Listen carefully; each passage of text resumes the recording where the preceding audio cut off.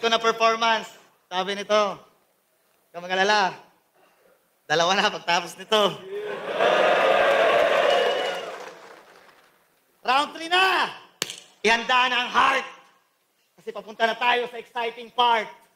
Paano nga ba gawin ang estilo ni Pistolero? Line marking, crowd manipulation, stating the obvious, exaggeration, at angles na alam niyang mag-a-agree ang majority ng crowd. Witty jokes at rebuttals niyang nakaka-proud equals pistol here. Pumutok pangalan mo kay Emar. Renown mo yung complex wording. Si Batas, Denloc, Gorio, pinagmukha mo na bonjing. Ha! Galit na galit sa complicated elements. Pues, wala kaming pake sa yung sentiments. Hindi kami ang mag-a-adjust para mag-gets mo aming reference. Kasi 85% sa mga yan, kilala ko sino si Madara. Tama? See the difference? At yung ibang 5% nangingirot na ligaments. Malungkot naman childhood ng other 5% at yung natitirang 5%, malamang sa bag may efficacent. Diba? Kaya galit sa anime ni Gorio. Kasi di niya gets. Yung mga kagrupo niyang nagko-cosplay at nag-anime reference, sa trabaho ka kasi si nanay, pinag-iigib ng walang hinto. At pag sumilip ka sa TV ng kapitbahay, pinagsasarahan ka ng pinto. Di ko sinasabing mali ang tumulong sa magulang. Gusto ko lang na matutunan mo na kung hindi mo na-enjoy ang pagkabata, irresponsable mga magulang mo. Childhood ni Akata, kinumpara niya sa sarili niya. Eh wala naman kayong pinagkaiba, pareho lang kayong tanga. Iniwan siya ng nanay niya kasi trabaho ang inuna. Habang ikaw di mo na-enjoy yung pagkabata kasi pinagtrabaho ka na muna.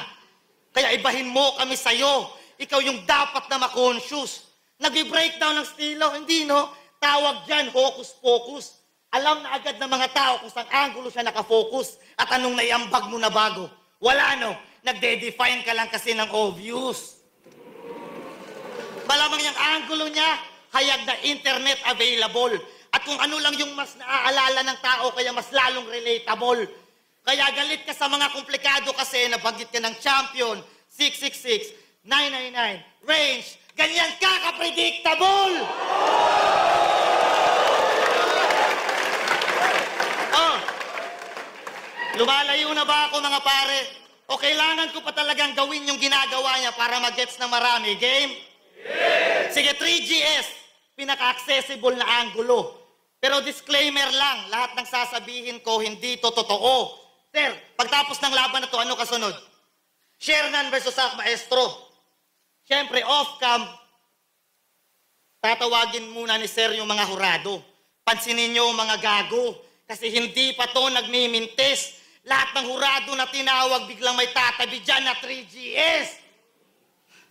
Pag oras na ni Sak Maestro, pasimpleng bubulong yan lang. Hindi naman rekta. Parang nagamit na yun ah.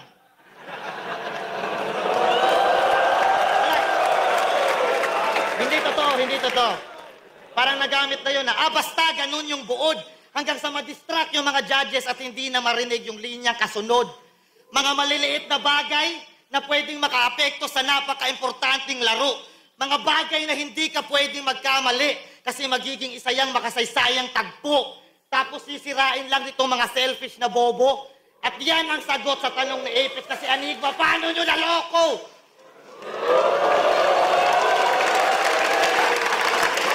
Ano? Speaking of Apex, Pex, isa kang malaking hangal. Lumaki sa streets ng Valenzuela tapos iyakin pag may sugal? Nang dahil lang sa sugal, yung kredibilidad ng liga nagawa mong itaya. Nung nag-flop pagiging seaman, eto nagbigay sa'yo ng pamingwit at bangka. Sa 3GS kagalit, kaya Enigma ka magwawala. Sisirain mo yung liga na dahilan kung ba't hindi ka na namamakla.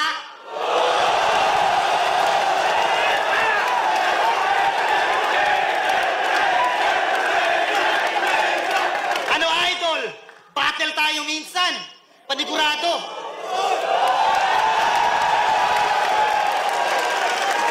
Ano idol? Battle tayo minsan. Panigurado, walang susugal sa akin nun. At wala akong mga tropang ganto na magkokontrol ng sitwasyon. Kung saan at kailan, ikaw na bahala magdesisyon. Di ba champion ka sa lahat ng liga? Hindi lang ikaw ang ganon. Ayos pa ba? Next angle. Next angle, game. Pagsusulatan ng 3GS. Hindi naman yan totoo. Kasi wala pang panalo si Lil Weng, ay sus. Bakit mo nga naman susulatan yung kagrupo mong hindi kayang magbigay ng views? M-Site, Shernan, Lipcram, K-Ram, Pistol, Acer. Oh, kalma ka lang. Gusto ko lang nasabihin na pag pumupunta akong Manila, sila talaga yung mababait at namamansin sa amin. Hindi suplado tulad ng uprising.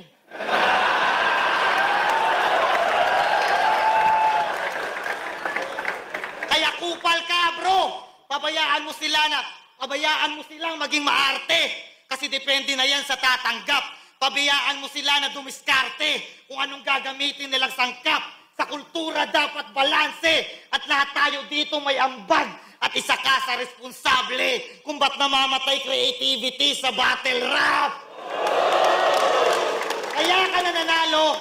Kaya ka magaling sa crowd control. Kasi naloloko mo mga tao. Kaya ka palaging nananalo kasi binobobo mo mga hurado. Wala kang pinagkaiba sa mga politikong abusado dahil kung matalino kayo, hindi niya kayo kontrolado. Kaya Mot, ha? Yung kinatatakutan mo na baboy, tapos ko lang i-marinate. Pare, wait, sa next battle ha, wag na puro hate. Alam ko lang naman bakit sa may mga sariling estilo galit ka, mate. Kasi ang tagal mo na dito, wala ka man lang na-establish na sarili na estilo na ikaw mismo nag-originate. Kaya para man lang sa mga matalinong nakagets, mission cleared. Nag-backfire estilo mo, tol. Pew, pew, pistol here.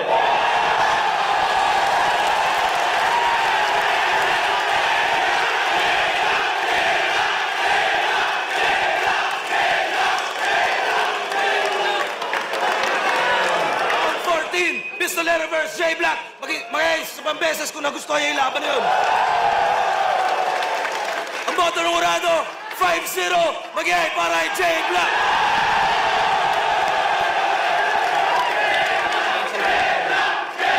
Yun. Thank you palagi kay Sir Arik. Kasi dapat sana talaga ayokong lumaban ngayon.